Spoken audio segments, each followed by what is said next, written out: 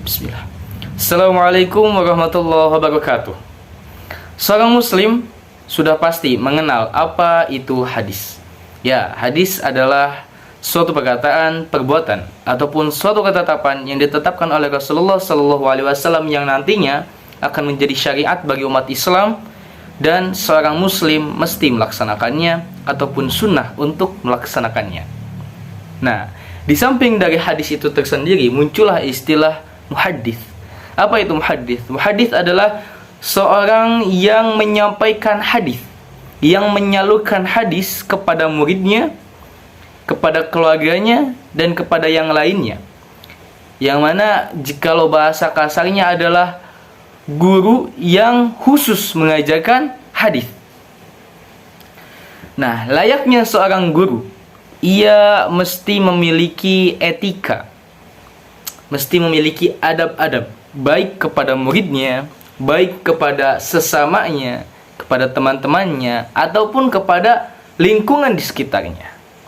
Apalagi muhadits, yang mana guru ini lebih dihususkan lagi mengajarkan atau menyalurkan ilmu-ilmu tentang hadis. Hadis loh ya.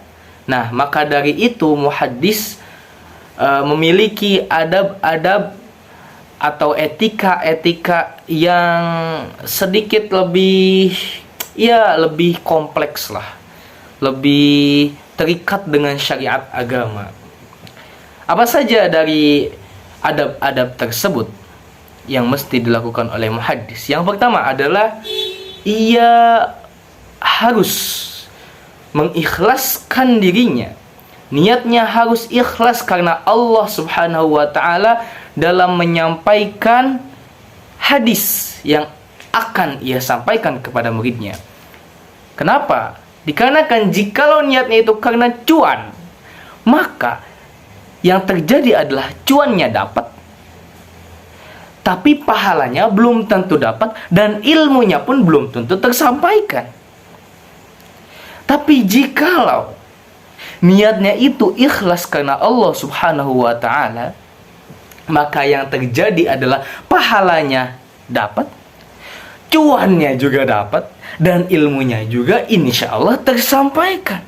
Nah, itu adab yang pertama. Yang kedua adalah seorang guru, seorang muhaddits mesti benar-benar menyampaikan ilmunya itu benar-benar hadis yang dari Rasulullah SAW.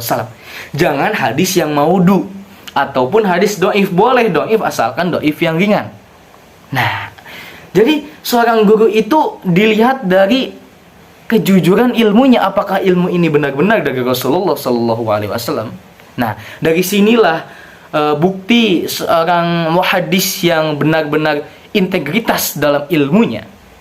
Dan ini pula yang menjadi adab yang paling utama setelah niat karena Allah Subhanahu wa ta'ala. Yang ketiga adalah ia tidak boleh sombong. Ya, namanya juga muhaddits, guru khusus dalam menyampaikan hadis yang dari Rasulullah SAW. Masa dia sombong? Ya tidak mungkin dan tidak boleh juga.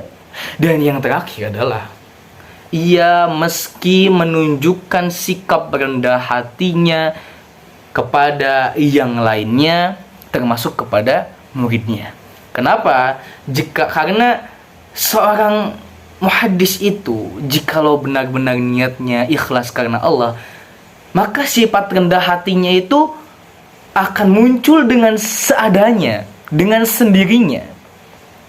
Karena ya itulah hadiah dari Allah Subhanahu wa ta'ala jikalau niatnya memang benar-benar mengharapkan pahala dari Allah Subhanahu wa ta'ala. Karena pada hakikatnya jikalau seorang muhaddits ini bertemu dengan seseorang yang lebih jauh ilmunya daripadanya, maka hakikatnya si muhaddits ini adalah thalib hadis juga, seorang murid juga dari seseorang yang lebih tinggi ilmunya daripadanya.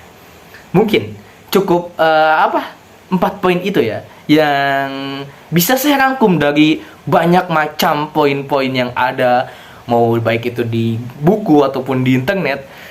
Ya mungkin itu saja dan poin utamanya saja yang bisa saya sampaikan ya.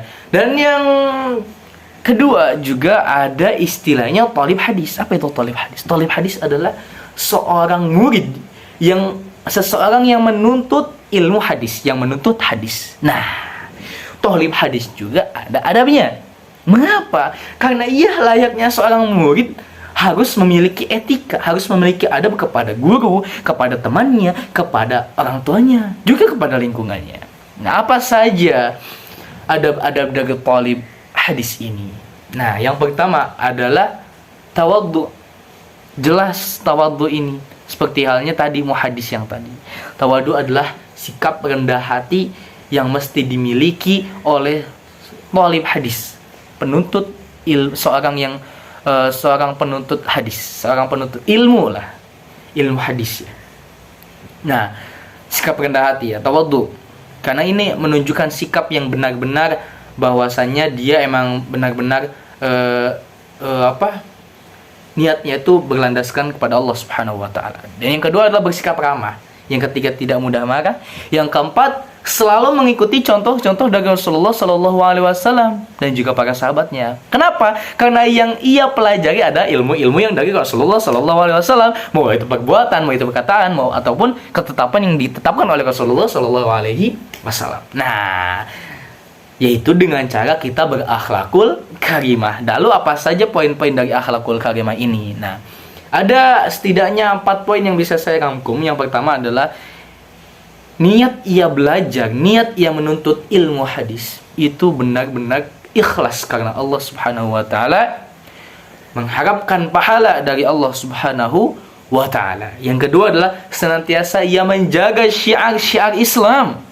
Ya, karena ia menuntut ilmu-ilmu Islam, syariat-syariat Islam. Contohnya sholat berjamaah di masjid, memberi salam baik kepada yang kenal ataupun tidak kenal, beramar ma'ruf nahi mungkar, juga bersabar ketika ditimpa musibah.